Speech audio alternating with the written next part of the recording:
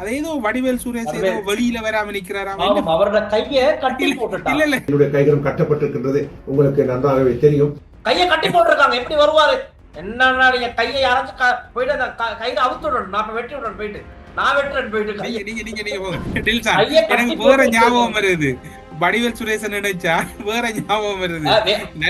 நல்லாட்சி காத பகுதியில மண்ணெண்ண கல்லனோட ஓடினவர் ஓடக்குள்ள அவர் ஒட்டு போடாம போயிட்டார். பாராளுமன்றத்தில் உரையாற்றி இருக்கிறார் சாணக்கியன். இந்த அரசாங்கம் மக்களை இனப்படுகொலை பாய்ந்திருக்கிறார். இது உண்மையிலே தயார் நிலையிலே இல்லாத ஒரு கொலை, படுகொலை செய்திருக்கிறீர்கள். அவர் உண்மையில பாவம். அவருக்கு இந்த அரசாங்கம் செய்த ஒரு பெரிய பிள்ளை என்னன்னா நூடுல்ஸ் காசு இன்னும் கொடுக்கல அவருக்கு.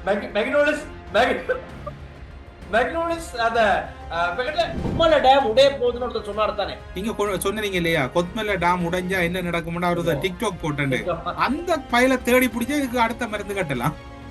பாயிண்ட புடிச்சிட்டீங்கன்னு நினைக்கிறேன் நீங்க, பாயிண்ட புடிச்சிட்டீங்கன்னு நினைக்கிறேன் நீங்க. ஒருவேளை அங்கத்தான் ஏதோ இடிபட்டு இருக்கு.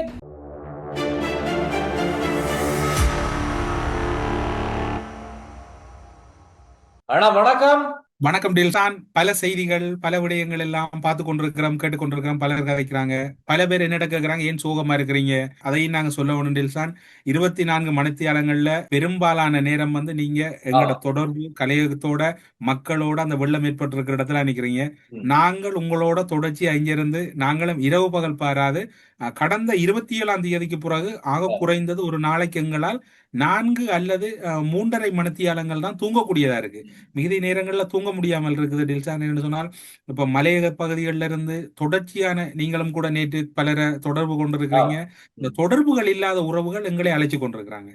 என்ன செய்யறதுன்னு தெரியல டில்சான். அதே நேரம் இந்தியாவிலிருந்து இலங்கைக்கு வந்த அல்லது அரபு நாடுகள்ல இருந்து வேலைக்கு சென்று இலங்கை கூடாக செல்ல வந்த பலர் இனி வாழ்க்கையிலேயே இலங்கைக்கு வர மாட்டேன், கொழும்பு விமான நிலையத்துக்கு போக மாட்டேன் அப்படின்னு போயிட்டு இந்தியாவுல ஊடக சந்திப்புகள்ல சொல்றதையும் காணக்கூடியதாகிறது.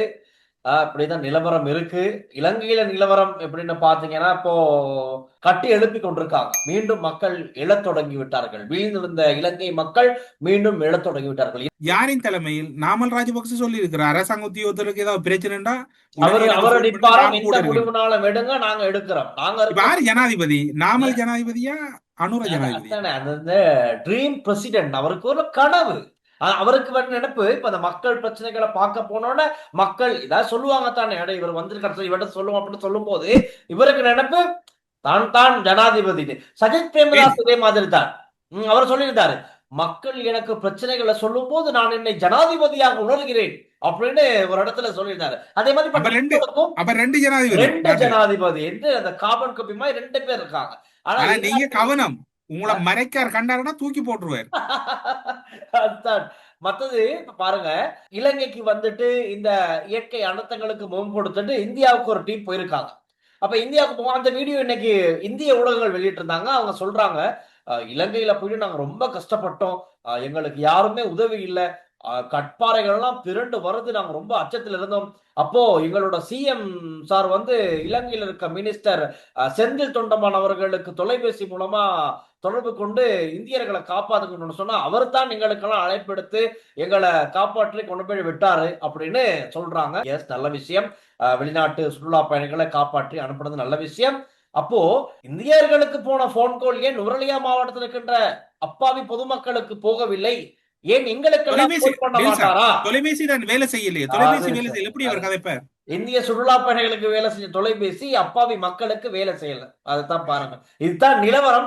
இல்ல நீங்க தமிழ்நாட்டு முதலமைச்சர் என்றதால நான் அதைத்தான் தேடிக்கொண்டிருந்தேன். ஒரு பதிவு ஒன்றை போட்டிருக்கிறார் ஜெயராமன் திமுக அவர உத்தியோகபூர்வமான முகநூல் பக்கத்துல இருந்துதான் நான் அந்த முகநூல் பக்கத்தை மக்களும் பார்க்கலாம் என்ற சில வளவங்கள் புரிந்து கொள்ளலாம், நாங்கள் ஒரு போலியான தகவலை பரப்புறோம் என்று அவர் நான் நினைக்கிறேன். உத்தியோகபூர்வமான முகநூல் பக்கம் என்பதனால் அது திமுகவினுடைய முக்கிய உறுப்பினராக தான் இருப்பதற்கு வாய்ப்பு இருக்கிறது. அவர் எப்படி குறிப்பிட்டிருக்கிறார் பாருங்கள். தமிழ்நாட்டின் நல்லாட்சி தரும் முத்துவேல் கருணாநிதி ஸ்டாலின் அவர்களை கண்டு இலங்கையை சூறையாடிய டிட்வா புயல் தன்னை வலுவிழக்க செய்து தமிழகத்தை தாக்காமல் தமிழனை தலைவணங்கி சென்றது. தமிழ்நாட்டில் நுழைந்தாலும் தம்மால் இழைக்கப்படும் தாக்கத்தை ஒரே நாளில் சரி செய்து விடுவார் தமிழக முதல்வர் என்று புயலுக்கு தெரியாதா? திமுக என்ற புயலை பற்றி புயலே உண்மையில என்ன சொல்றது, திமுக இந்த அரசியல் நினைச்சா அது கேவலமா இருக்கு டில்சா. கேவலமான அரசியல் இப்ப தான். நீங்க பாருங்க, இதுல இலங்கையில பாக்குற மாதிரி தான் அங்கேயும் நிலவரம். இலங்கையில பாருங்க, அதுல அவர் சொன்ன விடயம், இலங்கையை சூறையாடிய டிட்வா புயல் தன்னை வலுவிழக்க செய்து தமிழகத்தை தாக்காமல் தமிழனை தலைவன் தலைவணங்கி சென்றிருக்கிறது.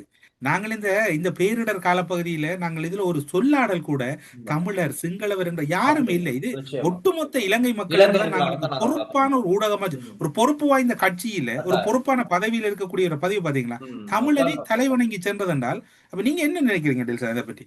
இதுதான் சொல்றதுக்கு இல்ல, நீங்களே சொல்லிட்டீங்களே, ஒரு அசிங்கமான அரசியல் இதெல்லாம் தான். அந்த ஒரு வேர்டுக்கு கீழே இவங்க எல்லாம் நாங்க லிஸ்ட் பண்ணிட்டா அது டில்சா, முடிஞ்சு அதுக்கு மேல உங்களுக்கு ஞாபகம் இருக்கோ தெரியாது, இப்படித்தான் முள்ளிவாய்க்கால யுத்தம் நடக்கக்குள்ள காலுக்கும் தலைக்கும் ரெண்டும் வச்சுட்டு ஐயா அவர் அப்பா வந்து உண்ணாவிரதம் இருந்தவர். உண்ணாவிரதம் இருந்தாரு, ஃபேன் போட்டு ஜூஸ் எல்லாம் பக்கத்துல இருந்துச்சு. ஆனால் இலங்கையை பத்தி நாங்க கதைக்கணும் நிச்சயமா. 2004 சுனாமி, டில்சா, நீங்க கோவிக்க கூடாது. 2019 அட்டாக். நான் கதைச்சதும் இலங்கையை பற்றி தான், சரியா?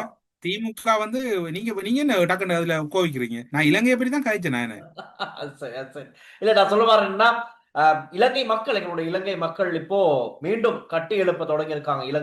இலங்கை உடைந்து போயிருக்கு இந்த நேரத்துல.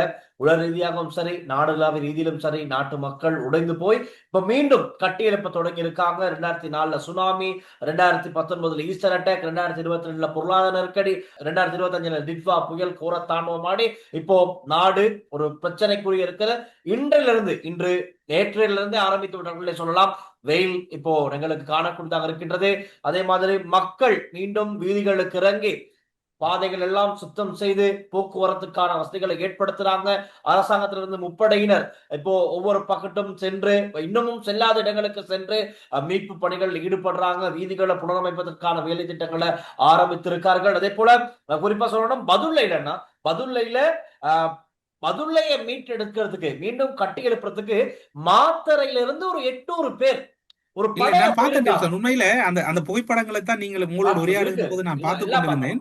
அது ஒரு என்ன சொல்வது, அந்த நெகிழ்ச்சி என்றால் இது எனக்கு நல்ல ஞாபகம் இருக்கின்றது. சுனாமி பேரிடர் இடம்பெற்ற போது அன்று 9:05 மணிக்கு சுனாமி தாக்குகின்றது. அன்று மதியம் 2-3 மணிக்கு புலனறுவையில் இருக்கக்கூடிய சிங்கள இளைஞர்கள் சாப்பாட்டு பொட்டலங்களோடு அந்த வாகரை பகுதிக்கு வந்து விட்டார்கள். அந்த அந்த அந்த அவர்கள் அந்த உணர்வுகளை நாங்கள் இந்த இடத்தில் மதிக்க வேண்டும். இதில் திமுகவினர் அரசியல் செய்வது போன்று, சாதியம் பேசி தமிழ்நாட்டில் அரசியல் செய்வது போன்று இப்போது தமிழர்களை கண்டு தலைவணங்கி சென்றது போன்று நாம இருக்கக்கூடாது. நம்மிடம் இருக்கக்கூடிய அது உச்சமான அறம் அவர்களுடைய உண்மையில் அது பாராட்டியாக வேண்டும். அது தொடர்பாக ஊருக்குள்ள என்ன சொல்றாங்க டில்சன், அவங்களோட சேவை அல்லது அவங்ககிட்ட இருக்கிற அந்த இது சம்பந்தமா பாருங்க. ஒரு பகுதியிலிருந்து இன்னொரு பகுதிக்கு, அந்த பகுதியில இருந்த அடைந்த சேதத்தை வந்து சரி செய்வதற்கு, சேதத்திலிருந்து மக்களை மீட்டெடுப்பதற்கு ஒரு 800 பேர் ஒரு படையெடுத்து வாராங்கன்னு சொன்னா, அங்குதான் இலங்கையர்களை அடையாளம், இலங்கையர் தாண்டா ஸ்ரீலங்கன், இவங்க தான் ஸ்ரீலங்கன்ஸ் அப்படிங்கிறத மீண்டும் அடையாளப்படுத்தியிருக்காங்க. இது பல நாடுகளுக்கு ஒரு முன்னுதாரணமா இருக்கு. ஒரு மாவட்டம் பாதிக்கப்பட்டிருக்கு, நீங்க பல நாடுகள் என்ற போதுதான் இன்னும் மறுபடியும் ஞாபகம் வருகிறது. நுவரெலியாவுக்கு சுற்றுலா பயணிகளாக சென்ற வெளிநாட்டவர்கள் பலர் அந்த வீதி புனரமைப்பு, மற்றது வீதி செப்பனிடுவது, மீட்பு பணிகள், அதில் நான் நினைக்கிறேன் நுவரெலியா மாவட்டத்துக்கு சென்றதில் 1-2 பேர் அவர்கள் விசேட செயலணிகளில் பணியாற்றக்கூடியவர்கள் விடுமுறை சென்றிருக்கிறார்கள். அவர்கள் தங்களை இணைத்துக் கொண்டது. ஆனால் இன்னொரு வேதனை என்னவென்று சொன்னால், தமிழ்நாட்டில் இருந்து வந்த 300க்கும் அதிகமான சுற்றுலா பயணிகள் மற்றும் இலங்கைக்கு வந்தவர்கள் மோடியிடம் இருந்து வந்த பிளைட்டில் உடனடியாக ஏறி ஓடிவிட்டார்கள். பிரச்சனை இல்லை, பிளைட் ஒன்று வந்திருக்கு, பிளைட் வந்தது எங்களுக்கு சொல்லவே இல்லை, சொல்லிட்டு நாங்க வெளிநாவே ஓடி வந்திருப்போம் அப்படிங்கிற மாதிரி கதை. அங்க போயிட்டு சென்னை ஏர்போர்ட்ல போயிட்டு இறங்கி அவங்க ஊடகங்கள் சொல்ற கருத்தான இது. நிறைய பேர் நம்மட கமெண்ட், நீங்க எல்லாம் இனி வந்துடாதீங்கடா சாமி, உங்களுக்கும் இலங்கைக்கும் தகுதி இல்ல, நீங்க வரவே தேவையில்லை, நீங்க எல்லாம் நாங்க இருக்கிற இடம் தெரியாம இருந்துட்டு போயிடுறோம், எங்களை விட்டுருங்க, இல்ல. இந்த நாடு எவ்வளவு பெரிய ஒரு பேரிடருக்கு முகம் கொடுத்து கொண்டிருக்கு. மக்கள் என்ன செய்யறது ஏது செய்யறது தெரியாம இருக்கும் போது இப்ப இவங்களை அரவணைச்சு பாத்துக்கிறது தான் வேலையா. மக்கள் அவங்க மேல காப்பாத்திக்கிறதுக்கு தான் அந்த டைம்ல புறப்பட்டுக்கிட்டு இருக்காங்க. இந்த டைம்ல அவங்க 2 பேர் அந்த சொன்ன கருத்து மீண்டும் அது நிச்சயமா சரியா யோசிக்கிறவங்க, சிந்திக்கிறவங்க அதை சரியா செயற்படுத்தி எடுத்துக்கொள்வாங்க. ஆனா அவங்க சொன்ன ரொம்ப முட்டாள்தனமான பேச்சு. இனி இலங்கைக்கே போகக்கூடாது, இலங்கையே வேணாம், கொழும்பு ஏர்போர்ட்டுக்கே போயிடக்கூடாதுன்னு சொன்னது வந்து ஏற்றுக்கொள்ள முடியாத ஒரு விடயம். காரணம், இதே மாதிரி இலங்கையிலிருந்து பல குழுவினர் இந்தியாவுக்கு போயிருக்க போது, அதாவது அந்த வர்தா புயல்னு ஒண்ணு வந்துச்சு, வர்தா புயல் சென்னையில, அங்க வந்த போது இங்கிருந்து கொழும்பு சென்ற மக்கள் எவ்வளவோ பேர் பிரச்சனைகளுக்கு முகம் கொடுத்தார்கள். அப்ப அதெல்லாம் இப்படி வந்து ஊடகங்களுக்கு யாராவது சொன்னார்களா? சொல்வது சரியில்லை தானே? அந்த டைம்ல அவங்கவுங்க நாட்டு மக்கள் பிரச்சனை அவங்களுக்கு தான் தெரியும். நான் கமெண்ட்ஸ் இருக்கு, நான் காட்டக்கூடியதாக இருக்கும் உங்களுக்கு. இதை பத்தி நிகழ்ச்சியில பார்க்கலாம். அப்ப இப்படித்தான் மக்கள் புரிஞ்சு கொள்ள வேண்டும். புரியாதத்தனமா ஏன் தான் இப்படி கதைக்கிறாங்க? டில்சன் அவங்க டில்சன் நீங்க அவங்கள குறை சொல்ல அவங்க கோபம் போனதுல தப்பு வருது இல்ல பாருங்க. டில்சன். நம்ம இல்ல இளைஞர்கள் நம்ம டில்சன் கோபம் அவங்க வருது தானே? அவங்க செய்தது தப்பு இல்ல டில்சன். அவங்க போனதுல வயதானவர்கள் அல்லது அந்த அதிகளவான நோய்வாய்ப்பட்டிருக்கக்கூடிய ஆக குறைந்தது இந்தியாவிலிருந்து இலங்கைக்கு சுற்றுலா பயணம் மேற்கொண்டவர்களும் இந்த உதவிகள் செய்கிறார்கள் என்கின்ற ஒரு செய்தியை சொல்லி இருக்கலாம். ஐயோடா சாமி அவர் சொல்றாரு ஒரு ஆள், எங்களுக்கு பராட்டா தந்தாங்க, பஸ்ஸுக்குள்ள 2 நாள் இருந்தோம், ஐயோ நாங்க தப்பிட்டோம், இனி இலங்கையே வேணாம். அப்படித்தான் சொல்றாங்க. ஆனா அதே வேளை நாங்க மறந்துடக்கூடாது, வெளிநாடுகள்ல கிடைக்கிற உதவியை நாங்க சொல்லி ஆகணும். இந்தியாவா இருக்கலாம் உதவிக்காரம் வேண்டிக் கொண்டிருந்தது. நிவாரணம் இந்த இடத்தில் இந்தியா மீது கணிசமான விமர்சனங்களை கடந்த காலத்தில் அரசியல் ரீதியாக முன்வைத்தாலும் கூட இந்தியாவின் உதவி, புலம்பெயர்ந்திருக்கக்கூடிய ஈழத்தமிழர்களின் உதவி, புலம்பெயர்ந்திருக்கக்கூடிய இலங்கையர் உதவி என்று பலதரப்பட்ட உதவிகள். இப்போது இன்னும் ஒரு செய்தியை சொல்ல வேண்டும். நேற்று நான் பார்க்கின்ற போது மலையகத்தை நோக்கி செல்வதற்கு நம்மளுடைய ஐபிசி குழுமத்தினுடைய நிவாரண பணி கூட மலையகத்தை நோக்கி செல்வதற்கு அடுத்த கட்ட நிவாரண பணிகள் தயார்படுத்தி வாகனங்கள் எல்லாம் ஒழுங்குபடுத்தப்பட்டிருக்கிறது. அதே போல பல தன்னார்வ பணிகளை இன்று நகர்த்தி இருக்கிறார்கள் அங்கு. நாங்கள் கூட நேற்றைய நிகழ்ச்சியில் நாங்கள் அதை பத்தி பேசினோம். ஆனா இப்போ ஆரம்பிச்சிடாங்க, எங்களுடைய ஐபிசி குழுவினர் ஆரம்பித்திருக்கிறார்கள் அடுத்தடுத்த கட்ட நடவடிக்கைகளை மேற்கொள்ள. நேற்றைய தினம் அவர்கள் முல்லைத்தீவில் நின்றார்கள். இன்று அல்லது நாளை மலையகம் நோக்கி செல்ல இருக்கின்றார்கள். நிச்சயமாக பிரச்சனை கேள்விப்பட்டேன் டெல்சன், அது எனக்கு தெரியாது. இந்த முகநூல்ல அது உண்மையை இப்ப முகநூல்ல எது இப்ப வடிவேல் சுரேஷ் முகநூல்ல ஏஐயா அல்லது உண்மையாண்டு தெரியாது. அது ஏதோ வடிவேல் சுரேஷ் ஏதோ வெளியில வராம நிக்கிறாராம். அவரோட கையை கட்டி போட்டுட்டாங்க. இல்ல என்னுடைய கைகளும் கட்டப்பட்டிருக்கின்றது, உங்களுக்கு நன்றாகவே தெரியும். டெல்சன் எனக்கு வேற ஞாபகம் வருது, வடிவேல் சுரேஷ் நினைச்சா வேற ஞாபகம் வருது. நல்லாட்சி காத பகுதியில மண்ணெண்ண கலனோட ஓடினவர் ஓடக்குள்ள அவர் ஒன்று போடாம போயிட்டார். இப்ப அப்படி ஓடின ஆக்களை கட்டி போட்டிருக்காங்க. எப்படி ஏன்னு சொன்னா, அவர் இப்ப களத்துல இறங்கி மக்களுக்கு உதவி செய்ய ஆரம்பிச்சா அரசாங்கம் அந்த பகுதி மக்களுக்கு உதவாம போயிருமோ, அவங்களுடைய நிவாரணம் எல்லாம் தடைப்பட்டுருமோன்னு வடிவேல் சுரேஷ் அவர்களுக்கு ஒரு கவலை. அதனால அவர் இன்னமும் களமிறங்க வருவாரு. வடிவேல் சுரேஷ் அவர்கள் நாங்க சொல்லித்தான், பொறுமையா வாங்க, மெல்ல மெல்ல, அவசரம் இல்ல, அவர் சொன்னதுல என்ன பிரச்சனை இருக்கு டெல்சன்? உங்களுக்கு அவரை பிடிக்கான்றதுக்காக நீங்க அப்படி சரியான அவரை பார்த்துட்டு கோச்சுக்குவாங்க. பிடிக்காதுன்னு இல்ல, அந்த அப்பப்ப சொல்ற ஒரு கருத்துக்கள் பாருங்க இருக்கு, அதுகள் தான். அதுகளை மாத்திக்கிட்டா அவங்க நல்லா இருக்கலாம். உடனடியாக களத்திற்கு இறங்கி அவர்களுக்கு எங்களுடைய சேவைகளை வழங்குவதற்கோ அப்படி வேலைத்திட்டங்களை செய்வதற்கோ போக்குவரத்து தடை இடைஞ்சல் காரணமாகவும் சில சந்தர்ப்பங்களிலே நாங்கள் நேரடியாக ஈடுபடும் போது அரசாங்கத்தால் ஏனைய நிறுவனங்களால் வரக்கூடிய வரப்பிரசாதங்கள் மக்களுக்கு தடைப்பட்டு விடுமோ என்ற ஒரு சந்தேகத்தின் இடையிலே நான் செயற்பட்டுக் கொண்டேன். எது எவ்வாறாக இருப்பினும் கூட அரசியலுக்கு அப்பால் என்னுடைய தொப்புள் கொடி உறவுடைய வேலை திட்டங்கள் செய்வதற்கு நான் கடன்பட்டுக் கொண்டோம். இது புதிய காலம் இல்லை, பல வருட காலமாக பல சந்தர்ப்பங்களிலே மண் சரிவுகள், பல இயற்கை பாதிப்புகளிலே நேரடியாக இருந்து களத்திலிருந்து பாடுபட்டோம் என்ற வகையிலே எனக்கு என்னை கட்டுப்படுத்த முடியாத ஒரு சூழ்நிலை நான் இருக்கின்றேன். என்ன செய்யறது? அது மட்டுமில்ல, நேற்று பாராளுமன்றத்தில் உரையாற்றி இருக்கிறார் சாணக்கியன், இந்த அரசாங்கம் மக்களை இனப்படுகொலை பாய்ந்திருக்கிறார். இது உண்மையிலே தயார் நிலையிலே இல்லாத ஒரு கொலை, படுகொலை செய்திருக்கிறீர்கள் மக்களை. சீறி பாய்ந்து நாடாளுமன்றத்துக்கு வெளியில போனவரை தயாஸ்ரீ ஜெயசேகர கட்டி அணைத்து முத்தமிட்டு இருக்கிறார். நல்ல சூப்பர் டோக்கா சாணக்கியன் ஒன்றரை கத்தாக்கார. அப்படியா? இல்ல, அவர் வேற வாழ்த்து சொல்லி நல்லா காய்ச்சிருக்கீங்க, நல்ல கதை நல்ல கதை அப்படின்னு பாத்துருங்க. அப்ப இதுக்குதான் நீங்க எல்லாம் பேசுறாங்க, பேசிட்டு நல்லபடியும் தானே. இப்ப எதிர்கட்சியா அவரோட விமர்சனத்தை இவர் வரவேற்று இருக்கிற அப்ரிஷியேட். இந்த பேரிடர் நடந்து கொண்டிருக்குது. கொழும்பு பக்கத்துல சாப்பாட்டு பொட்டலங்கள், வழங்கப்பட்ட சாப்பாட்டு பொட்டலங்கள் எல்லாம் வீதிகள்ல குமிச்சு வச்சிருக்காங்க. அந்த காட்சிகள் காணக்கூடியதாக இருக்கு. காரணம், நிறைய பேர் சமைச்சு பொதி செய்து கொண்டு போற உணவு வகைகள் அளவுக்கு அதிகமா கொண்டு போயிருக்காங்க. அந்த பகுதி மக்களுக்கு அது தேவையில்லாமல் ஆகிட்டு அநியாயமா வீதிகள்லையும் குமிஞ்சு கிடக்குது. அது செய்யாம இருக்க நல்லது. அப்படி ஏன்னா அளவா சாப்பாடை கொண்டு போயிட்டு கொடுக்கறது நல்லது. அப்படி மிஞ்சினா அடுத்த பகுதி எந்த அருகில் இருக்கின்ற கிராமத்துக்கு சென்று கொடுத்திருந்தால் செய்கின்ற போது டில்சன் நம்முடைய அனுபவத்தை பகிர்ந்து கொள்வதாக இருந்தால், கிராம சேவையாளர் அல்லது பிரதேச செயலகங்கள் ஊடாக அந்த வகையில் ஒரு திட்டமிடலை மேற்கொண்டு செய்தால் இந்த வீண் விரயம் என்பது தவிர்க்கப்படும் இல்லையா? இப்ப அதான் அது ஒரு பிரச்சனை போகுது. என்ன சொன்னா, பிரதேச சபை கிராம சேவகர்கள் அவர்கள் என்ன செய்கிறார்கள், அவர்கள் எதுவும் பிரச்சனை அத்தான் இப்ப நாமல் ராஜபக்ச சொன்னாரு, கிராம சேவகர்களை நீங்கள் எடுக்கின்ற முடிவை எடுங்கள், நாங்கள் உங்களை பாதுகாக்க இருக்கின்றோம் அப்படின்ற கதையை சொல்லியிருக்காரு. பார்க்கலாம். அதே மாதிரி இன்னொரு விஷயம் தெரியுமா, இப்போ இந்த கொத்மலை டேம் உடைய போகுதுன்னு ஒருத்தர் சொன்னாரு தானே, யாரோ சொல்லியிருக்காங்க தில்சான், நீங்க ஞாபகம் இருக்கா உங்களுக்கு? இல்ல இல்ல, நீங்க நேற்றுக்கு முந்தின நிகழ்ச்சியில நீங்க சொன்னீங்க இல்லையா, கொத்மலை டேம் உடைஞ்சா என்ன நடக்கும்னு அவர் டிக்டாக் போட்டு அந்த பையில தேடி பிடிச்சா இதுக்கு அடுத்த மருந்து கட்டலாம். ஆனா பாயிண்ட புடிச்சிட்டீங்கன்னு நினைக்கிறேன் நீங்க. அதே பாயிண்ட புடிச்சிட்டீங்கன்னு நினைக்கிறேன் நீங்க. ஒருவேளை அங்கத்தான் ஏதோ இடிபட்டிருக்கு. காரணம் இன்னைக்கு ஜனாதிபதி சொல்லிட்டாரு, உடனடியா புடுங்க, உடனடியா கண்டுபிடிங்க அப்படின்னு சொல்லிட்டாரு. கண்டுபிடிக்கிறதுக்கும் உங்கள்ட்ட அந்த வீடியோ இருக்கா, டவுன்லோட் பண்ணிருக்கீங்களா? அதான் இருக்கு. நாங்க அதை சர்வ் பண்ணா நாங்க மிஸ் ஆயிட்டேன். கட்டாயம் எடுப்பேன். இப்ப நீங்க பாயிண்ட் சொல்லிட்டீங்க, நான் உடனடியா போய் எடுப்பேன். இப்ப நான் வந்து ஞாபகப்படுத்த நாங்க உங்கள எவ்வளவு அக்கறையா இருக்கிறோம் பாருங்க. நாங்க புலம்பெயர்ந்து வெளிநாட்டுல இருந்தாலும் உங்களோட ஞாபகத்தோட வாழ்றோம். ரொம்ப நன்றி. இல்ல அவருக்கு அது நாமல் ராஜபக்ச ஒரு ஆதரவாளர் தான், அது கிளியர். எங்கே பிரச்சனை ஆக போகுது அது மட்டும். திருகோணமலை புத்தர் சிலை வச்ச உடனே ஆஸ்பத்திரிக்கு போனது அந்த கோஷ்டி தான். அது சரி, உண்மைதான்.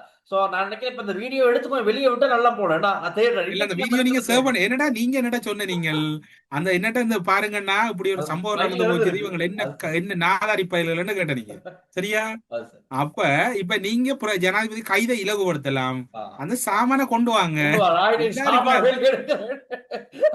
சாமான் வந்து எங்கள்கிட்ட தான் இருக்குது.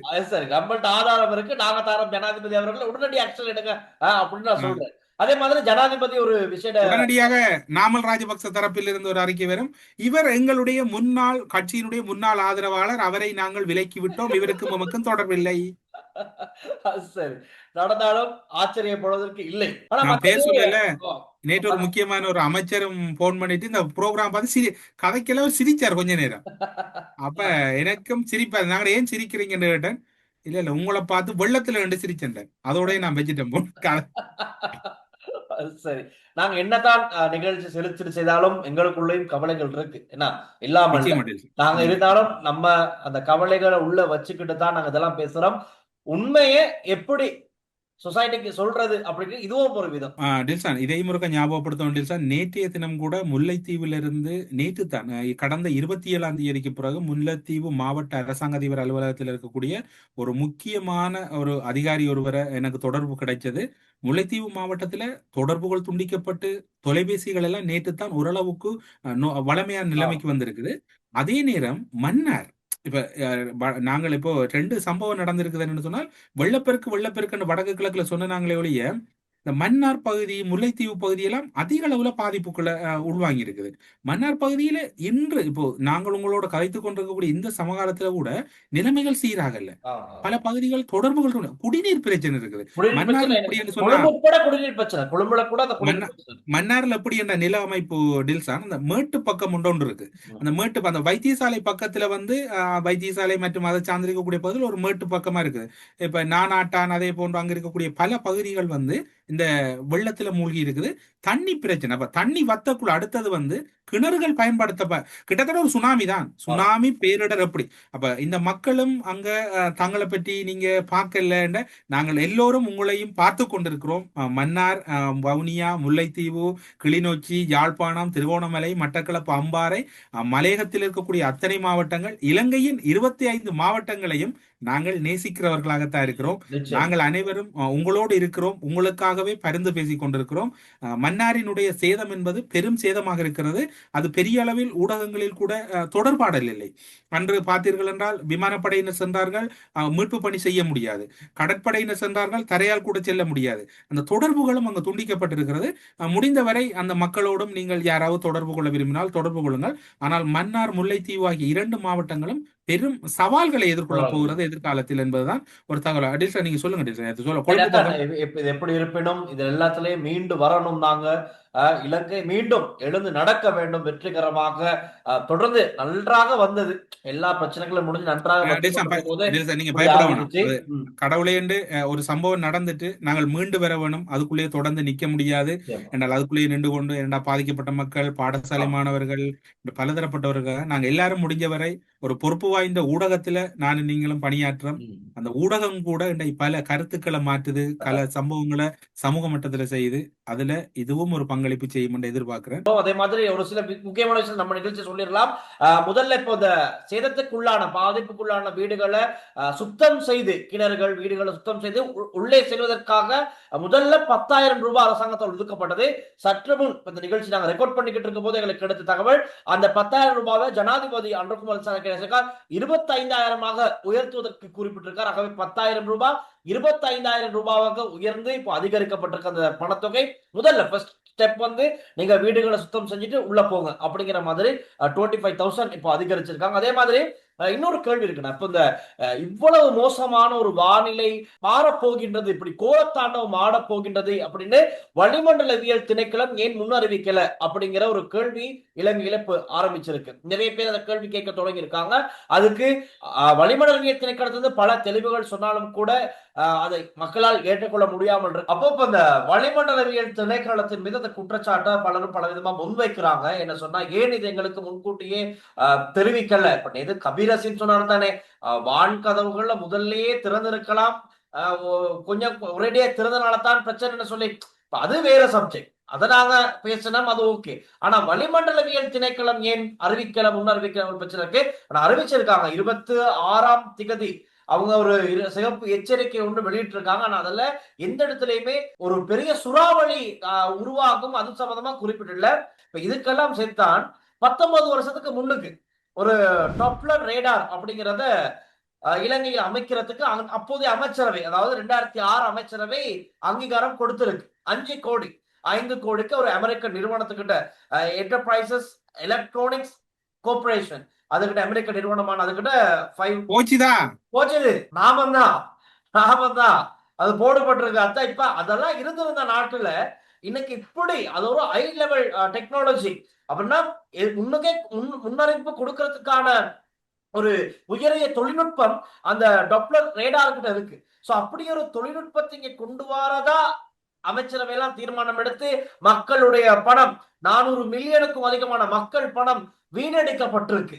சோ இப்ப அதுக்கு என்ன நடந்துச்சு அதெல்லாம் நாங்க கண்டுபிடிக்கணும். இப்ப இதெல்லாம் எல்லா கலவையும் விட்டு முதல்ல இந்த ட்ரேடார திருடின கோஷ்டி யாரு, இதுக்கு ஏன் நிப்பாட்டப்பட்டது, இது ஏன் முழுமையா செஞ்சு முடிக்கல? இது பார்ட்ஸ் எல்லாம் கொண்டு வந்திருக்காங்க, மலையகத்துல கொண்டு போறதுக்கு இவங்க எல்லாம் முயற்சி செஞ்சிருக்காங்க. ஆனா கொண்டு போக முடியல. அது மேடுகள்ல கொண்டு போகணும், ஒரு பெரிய இயந்திரம், கஷ்டம். சரி, புத்தளத்துல நாங்க அமைப்போம்னு சொல்லி அமைக்காம வேலைகள் ஆரம்பிக்கப்பட்டிருக்கு. ஆனா அது முழுமையா நிறைவடையல. என்ன வாய்ஸ் ஆஃப் அமெரிக்காட அந்த அவங்களோட டவரும் இருக்கு. ஆமா ஆமா. அப்ப இப்படியெல்லாம் நடந்திருக்கு. சோ இதெல்லாம் கடந்த காலங்கள்ல சரியா செஞ்சிருந்தாங்கன்னு சொன்னா இன்னைக்கு இந்த நாடு இப்படி முகம் கொடுக்கணுமா, இவ்வளவு பிரச்சனைகளுக்கு முன் கொடுக்கணுமா? இந்த அரசாங்கம் படுகொலை செய்திருக்கிறது மக்கள். அதுதான் சொல்லுவாங்க. அப்ப மாறி விளங்கிறாங்க மக்களே. இது நான் சொல்லல, மட்டக்களப்பு சொல்லப்பட்டது, பாராளுமன்றத்துல சொன்னதை நான் அப்படி சொன்னேன். டில்சா, நீங்க சொல்லக்குள்ள இன்னும் ஒரு பதிவு பார்த்தேன்னா, பேராசிரியர் பிரதீபராஜ், அதாவது யாழ் பல்கலைக்கழகத்தில புவியியல் படத்திற தலைவராக இருக்கக்கூடிய பேராசிரியர் பிரதீபராஜ் அவர்கள் 6 தினங்களுக்கு முதல், இந்த சம்பவம் இடம்பெறதுக்கு 6 தினங்களுக்கு முதல் சமூக வலைத்தளங்கள் ஒரு பதிவிடுறார். வடக்கு மற்றும் கிழக்கு மாகாணங்கள் உட்பட நாடு முழுவதும் ஒரு பேர் அனர்த்தத்துக்கு வாய்ப்புள்ளது. ஆனால் எங்கள் நாட்டு மக்களுக்கு அது தொடர்பான எச்சரிக்கை முழுமையாக வழங்கப்படவில்லை என்றே எனக்கு தோறுகிறது. மிக மிக கனமழை மற்றும் வெள்ள அனர்த்தங்களுக்கு முழு நாடுமே எதிர்கொள்ளும் என்றே தோன்றுகிறது. நண்பர்களுக்கு பின்னர் வடக்கின் நிலைமைகள் படிப்படியாக மழை அதிகரிக்கும். 6 தினங்களுக்கு நாங்கள் சரிப்பிழைய சொல்றதுக்கு அப்பால் நீங்க சொன்ன மாதிரி இதனை கையாளக்கூடிய பொறிமுறைய கடந்த அரசாங்கங்கள் எதுவுமே செய்யல. ஒருவேளை இந்த அரசாங்கம் இந்த படிப்பினைக்கு பிறகு இது தொடர்பான ஒரு முழுமையான ஒரு தயார்படுத்தலை செய்யும் என்று எதிர்பார்க்கிறோம். இது எல்லாரும் சொல்றாங்க டில்சான், இப்படியான பதிவுகளை பார்த்துட்டு அவங்களுக்கு இப்படி ஒரு அனர்த்தத்தை கையாண்டு உண்மையா அனுபவம் இல்லை. கடந்த ஆட்சி காலங்களின் போது இவர்கள் எதிர்த்தரப்பிலிருந்து அப்போதைய அரசாங்கங்களை மீது விமர்சித்திருக்கார்கள். அது நாங்க சொல்லத்தான் வேணும். ஜேவிபி எம்பிபியா இருந்து அனுரகுமார் திசாநாயக்க உட்பட எதிர்த்தரப்பில் இருக்கும் போது விமர்சித்திருக்கார்கள். இது இப்படி இது எப்படி விமர்சித்த. இப்பொழுது அவர்கள் ஆட்சிக்கு வந்து இதை முகம் கொடுக்கிறது அவர்களுக்கு ஒரு புது அனுபவம், முதல் அனுபவம். நிச்சயமாக இந்த இந்த எதிர்வருகின்ற வருடங்களில் இந்த அனர்த்தங்கள் சரியான வகையில் ஜப்பான் போன்ற நாடுகளில் எப்படி அவர்கள் கணிக்கிறார்களோ அது போன்று அதுவும் கணிக்கப்படும் என்று எதிர்பார்க்கப்படுகிறது. டில்சான், இன்றைக்கு எதிர்கட்சியினர் வந்து மலையகம் நோக்கி சென்றிருக்கிறதா ஒரு தகவல் வந்திருக்குது. நீங்க பாத்தீங்களா? யார் யார் போயிருக்காங்க? எதிர்கட்சியில நாடாளுமன்ற உறுப்பினர்கள் நேரடியாக கள விஜயம் மேற்கொண்டிருக்கிறார்கள். எனக்கு சிரிப்பா இருக்கு, எனக்கு வெக்கமா இருக்கு டில்சான். என்ன கம்பளை உண்மையா மக்களை நினைச்சு இல்ல, இந்த போலவங்களை நினைச்சு வெக்கமா இருக்கு எனக்கு. இப்ப இதுல ஆறார போனேன்னு நான் ஒரு ஆளுக்கு தேடி அடிச்சேன். எங்க நிக்கிறீங்க? ஐயா நான் கொழும்புல நிக்கிறேன். அப்ப எதிர்கட்சி அதான் ஆட்சியை பிரட்டுற கட்சியா? அவங்களோட வேலை அத்தான். அது சரி. அதுல போனதாரண்டா கேட்டீங்க, நீங்க பாக்கலையா? நான் பரவாயில்ல, எனக்கு வேகமா அந்த வீடியோ போயிருக்காங்க. முஸ்லிம் காங்கிரசின் தலைவர் ரவுஃப் ஹக்கீம் அவர்கள் போயிருக்கிறார், திலிப்ப ஜெயவீர் அவர்கள் போயிருக்கிறார். எங்க இவர் போனாரு, எங்க காணோம், வெள்ளத்துல இருந்து அடிபட்டுட்டாரா அப்படின்னு தேடிக்கிட்டு இருக்க நபர் தான் நீங்க சொன்னீங்க. இப்ப வெளியே வந்துட்டாரா? Right right, okay. ஐயா வடிவேல் சுரேஷ், நீங்களும் பாருங்க, அவங்க வந்துட்டாங்க, நீங்களும் வாங்க வழியில. இல்ல அவருக்கு வரையில கையை கட்டி போட்டிருக்காங்க, எப்படி வருவாரு? என்னன்னா நீங்க கையை யாராச்சும் போயிட்டு அந்த கையில அவுத்து விடணும், நான் இப்ப வெட்டி விடணும் போயிட்டு, நான் வெட்டுறேன் போயிட்டு. நீங்க போங்க, இதை விடுங்க, நீங்க மாத்தி விட்டுருவீங்க, ரக்க மாத்தி விட்டுருவீங்க. எங்கட ரவுஃப் ஹக்கீம் நிக்கிறார், திலிப்ப ஜெயவீர நிக்கிறார், மட்டக்களப்பு மாவட்ட நாடாளுமன்ற உறுப்பினர்.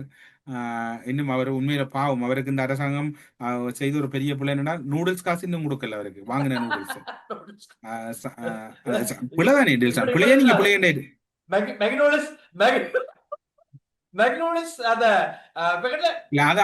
அப்படியான அந்த விடயங்கள் எல்லாம் செய்யக்கூடாது. அதெல்லாம் உண்மையா என்ன சொல்லுங்க, அவருக்கு இப்ப நீங்க என்ன சொல்றீங்க, நான் செய்தா நீங்க அதுக்கு ரெஸ்பான்ஸ் எடுக்கத்தானே வேணும். அப்ப என்னட்டு நீங்க அதை புள்ளன்னு சொல்லுவீங்க? அந்த நாடாளுமன்ற உறுப்பினர் சாணக்கியன் நிற்கிறார்.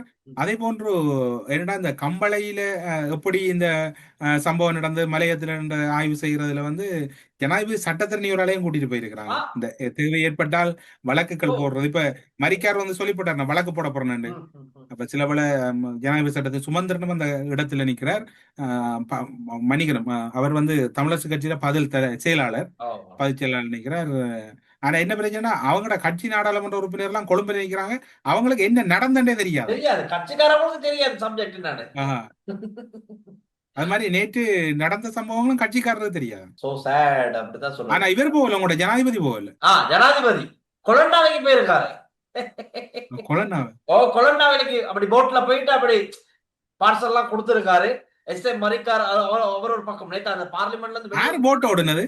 போட் ஓடுனாரு, போட் அவர் ஓட்டுனாரு. நான் நினைச்சேன் கிட்டடிப்பாரு, பியானோ வாசிப்பாரு, பஸ் ஓட்டுவார், எல்லாம் போட்டையும் ஓட்டுவார்னு தான் எதிர்பார்த்தேன். நான் நினைச்சு போட் ஓட்டல, அவர் அப்படித்தான் போனாரு. ஆனால் எதிர்கட்சி அலுவலகங்கள்ல இருந்து அனைத்து மாவட்டங்களில் இருக்கக்கூடிய சமய தலைவர்கள் மற்றும் சிவில் சமய அமைப்புகளுக்கு வந்து தொலைபேசி அழைப்புகள் ஏற்படுத்தி கொண்டிருக்கிறாங்கன்னு சொல்றாங்க. இது இப்படி கம்பளைக்கு எதிர்கட்சியினரின் ஒரு அணி. இப்போது சஜித் பிரேமதாச சொல்லுவார், ஒரு அறிக்கை வரும், அவர்கள் எதிர்கட்சி அல்ல, அவர்கள் எதிர்கட்சியில் இருக்கக்கூடிய சிறு கட்சியினர். இப்ப ரவுஃபைக்கும் நிக்கிறார், அப்படி இருக்கிறார். வாங்கின தங்கம் வந்திருந்தாலாவது இந்த இடர்களுக்கு எவ்வளவு செலவழிச்சிருக்கலாம். அந்த மனுஷனுக்கு தங்கம் வாங்க தெரியாது, தங்கம் வாங்கி வாங்கின இடத்தையே அதை கவாத் பண்ணிட்டு போயிட்டு மனுஷன். அதுதான் நஷ்டத்தை தான் ஓடி கொண்டு கம்பெனி பவரோட அத்தான், அதை ஒன்றும் செய்யறதுக்கு வழி ஆள காணவும் இல்லை. சரி, என்னத்த சொல்றேன், சிரிப்பா வருது உங்களை நினைக்க. ஓகேடா, அப்ப இதுதான் நடக்குது நாட்டுல. நாங்க நாளைக்கு பேசணும். நாட்டில் 2 ஜனாதிபதி ஆவதற்கு 2 தயார். அடுத்தது என்ன பிரச்சனை இன்றைக்கு மெயினானது? ரேடார காணோம். ரேடாருக்கு என்ன ஆனது? ஜப்பான் ரேடார் எங்க? 5 கோடி ரேடார் எங்க? 2006ஆம் ஆண்டில் 5 கோடியை சுருட்டிய அமைச்சர்கள் யார்? அது அவங்கள இப்ப விசாரிக்கணும். மக்களை பாருங்கள். கொத்பல டேம் உடையும்னு சொல்லி ஜனாதிபதி சொல்லிட்டாரு. இனி அவர் கேஸ் மாறும். அந்த வீடியோ ஜனாதிபதி முடிவெடுக்கிறா டில்சன் கையிலான் இருக்குது ஆதாரம். சாமான எடுங்க, விடுவோம், நாங்க விட்டது பிறகு அரெஸ்ட் பண்ணுவோம். வீடியோ இல்லாட்டி நாளைக்கு வீடியோ கூட நான் போடுவோம். நான் ஏன் டிக்டாக்ல தான் அந்த வீடியோ பார்த்தேன். டிக்டாக் வீடியோல அந்த கமெண்ட் இருக்கு. நானே இப்ப தேட போறேன், முழு நேரமா இப்ப தேட. நீங்க ஒரு வேலையும் செய்ய வேணாம், வெளியில போகையும் வேணாம், அலுவலகப்படி எல்லாத்தையும் நிறுத்திட்டு நாங்க அந்த கைது நடவடிக்கையை தீவிரப்படுத்த வேண்டாம். நாங்க சொன்ன விடயங்கள் நம்மளோட ஊடகத்துல பேசினது அப்புறம் கைதுகள் நடக்கிறது. இதுக்கும் காரணமா கைது நடவடிக்கை ஏனென்றால் நாட்டினுடைய சட்டம் ஒழுங்கு நேர்த்தியாக இருக்க வேண்டும், நாட்டில் இருக்கக்கூடிய மக்கள் பயபீதி இல்லாமல் இருக்க வேண்டும் என்கிற வகையில் எமது ஊடகம் தொடர்ச்சியான களப்பணிகளை மிக நேர்த்தியாக ஊடக தர்மத்தோடு செய்து வருகிறது.